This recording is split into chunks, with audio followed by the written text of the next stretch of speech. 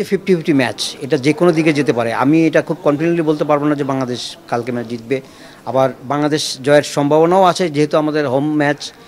একই সঙ্গে আমাদের হামজা চৌধুরী অথবা আমাদের যে ফরেন বেসড যে প্লেয়াররা এসছে তাদের কারণে আমাদের আগে যদি আমাদের র্যাঙ্কিং 30 থাকে, এখন সেটা এখন 50-55 সাইডে চলে গেছে। সো এই জায়গাটায় তবে সবচেয়ে বড় কথা হলো আপনাকে মাঠে পারফর্ম করতে হবে।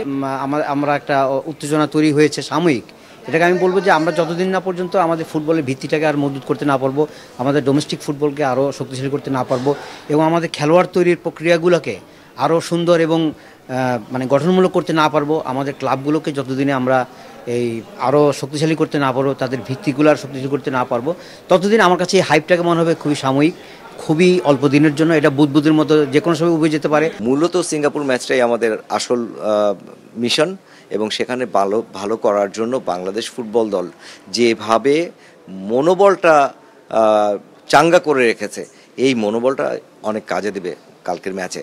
এবং এই মনোবলের প্রেক্ষিতে জাতীয় দলের কোচ, জাতীয় দলের কোচিং স্টাফ, প্লেয়ার সব কিছু মিলে কিন্তু একদম তুঙ্গে রয়েছে বাংলাদেশ ফুটবল দল।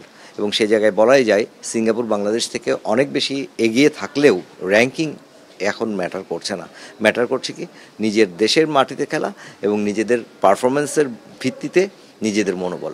এবং সেই জায়গায় বাংলাদেশ জিতবে এমনটা প্রেডিকশন করাই যায়। প্রপারলি ইউরোপিয়ান স্টাইলে আমরা যে জিনিসগুলো এতদিন মানে টিভির পর্দায় দেখে আসছি, মানুষ যে জিনিসগুলো জন্য আফসোস করছে, আমার দেশে কোনোদিন এগুলো হবে কিনা এই সেম আয়োজনে থাকবে। টিম বাসকে গার্ড অফ অনার প্রদান করা, সেটা এশিয়া না ওয়ার্ল্ডে হয়তো বা একটা দুইটা দল ক্লাব পাইছে, কিন্তু ন্যাশনাল টিম এখন পর্যন্ত ওইভাবে গার্ড অফ অনার পায়নি।